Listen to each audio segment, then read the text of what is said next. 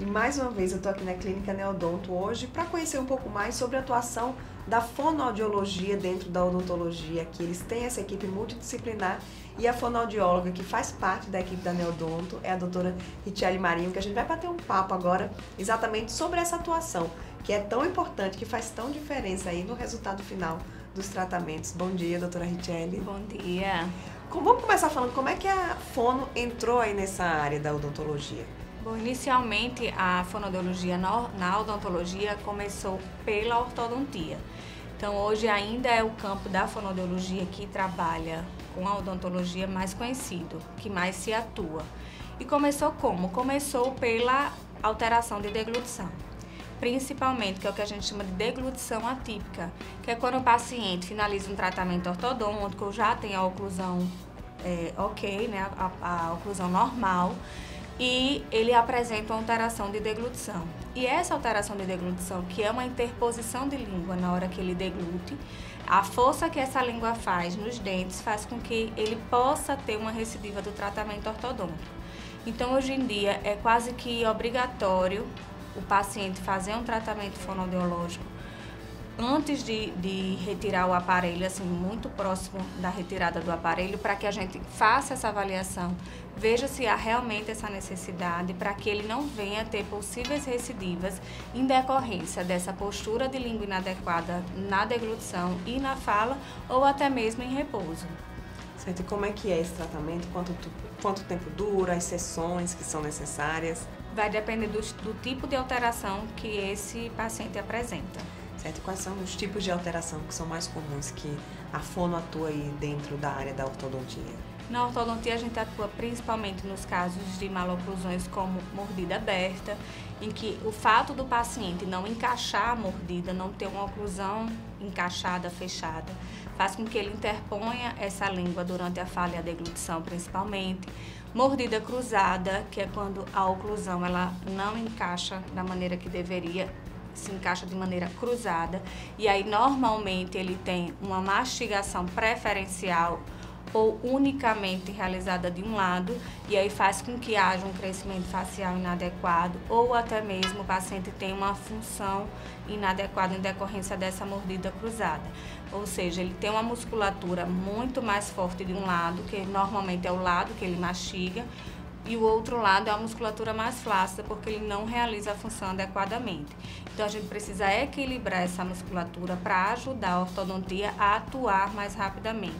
Então, em alguns casos, como este de mordida cruzada e mordida aberta, a gente precisa atuar durante o tratamento ortodôntico, para que esse tratamento até tenha um tempo mais rápido de finalização, tá certo? E os riscos de recidiva sejam menores. Certo, então a fono ele atua nas partes moles, né? Na língua, na bochecha, nos lábios, onde mais?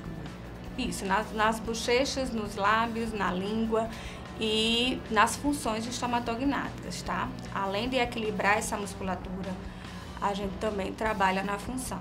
O paciente precisa finalizar um tratamento ortodôntico mastigando adequadamente, falando adequadamente, respirando adequadamente, tá certo?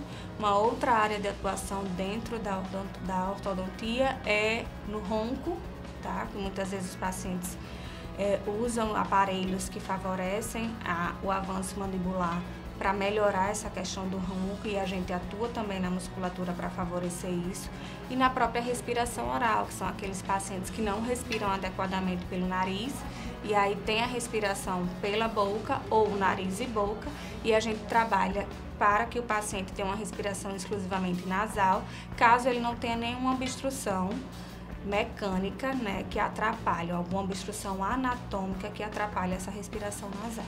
Certo, Richelle, a gente falou de ortodontia, mas vocês também atuam em outras áreas aqui? Sim, a gente atua também na cirurgia, junto com o cirurgião, né? Nos casos de cirurgia ortognática, a gente trabalha a musculatura pré-operatoriamente e no pós-operatório. A gente trabalha em casos de enxertos ósseos e implante, fazendo a drenagem linfática do paciente após as cirurgias, até em casos de exodontias, às vezes vai retirar um terceiro molar, e aí às vezes é uma cirurgia que demora um pouco mais de tempo, o paciente cria um pouco mais de edema, e aí a gente faz o pós-operatório com a drenagem linfática. Em casos de pacientes que foram cirurgiados em virtude de um trauma, a fono também pode atuar? Sim, nós atuamos normalmente, imediatamente ao trauma, seja trauma por arma de fogo, seja trauma por acidente automobilístico ou acidente de moto, seja por uma queda, né, às vezes uma fratura de mandíbula.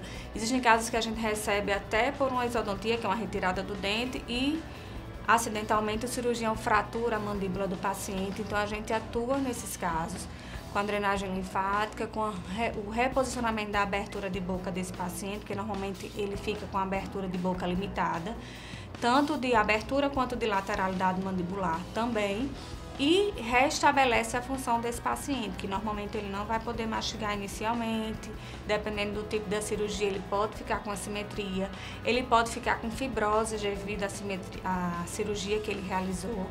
E aí a gente precisa estar interferindo, inclusive, nessa sutura. Então a gente também manipula o local dos pontos quando é preciso. Em cirurgia também tem a questão da bichectomia, que é exatamente nessa parte que você atua.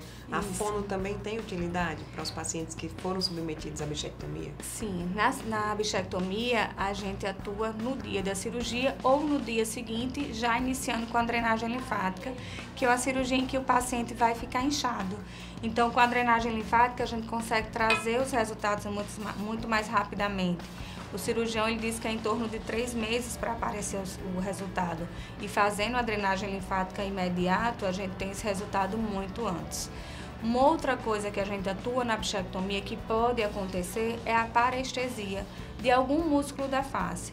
Porque em virtude da retirada da gordura da bola de Bichat, que é a própria bichectomia, o cirurgião durante o procedimento cirúrgico pode manipular algum nervo, lesionar algum nervo e aí o paciente ficar com alguma parestesia. O que é a parestesia? Dificuldade de movimento. Então ele pode ter dificuldade de fazer o cheiro ruim, de fazer um bico, de dar um sorriso e esses movimentos estarem assimétricos no pós-cirúrgico de uma bichectomia.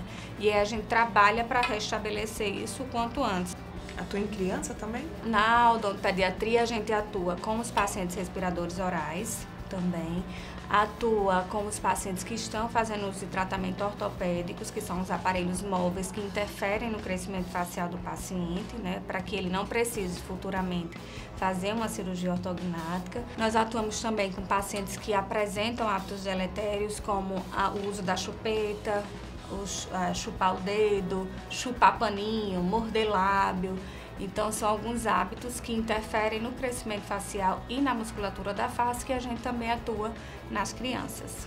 E a gente estava conversando aqui antes, vocês vão ver aí as imagens, em casos de assimetria que, na verdade, não tem nenhuma relação com o dente, nem com o osso, e aí entra a fono para resolver e deixar o resultado final do tratamento perfeito, né, Jelly? Pois é, uma das nossas preocupações é essa estética facial. Então, a gente se preocupa muito se o paciente sai simétrico tanto do tratamento cirúrgico quanto do tratamento de ortodontia. Então, existem casos de assimetria de bochecha, onde o paciente mastiga muito mais de um lado do que do outro. E a gente procura fazer exercícios e manipulações para que essa bochecha fique simétrica, tá certo? É como se você fizesse um exercício só num braço, aquele braço vai ficar mais forte. O mesmo acontece com nossa bochecha. Além dessa mastigação predominantemente de um lado, trazer alterações também na articulação temporomandibular. E aí a gente precisa equilibrar essa musculatura também por esse motivo. Um outro caso de assimetria que é muito comum acontecer e que muitas vezes provocam erros de diagnóstico, seja na ortodontia, seja na cirurgia, é a assimetria de lábio. Existem pacientes que possuem um lábio muito mais alto do que o outro, né? Devido à força muscular de um lado ser mais forte do que o outro. E aí dá-se a impressão de que o arco dentário é torto. E muitas vezes não é. Muitas vezes é um hemilábio que é mais forte do que o outro e a gente precisa equilibrar isso daí. Tá certo? Então a gente faz exercícios para tonificar essa musculatura e exercícios para equilibrar também com relação ao movimento. Tá? Existem pacientes também que fazem, por exemplo, um bico e faz um bico mais para um lado do que para o outro. Tá? E aí a gente também trabalha esse equilíbrio muscular. No caso de pacientes que colocam uma prótese, que muda muito, né? Vocês também atuam? A gente atua na musculatura, caso precise, e na função.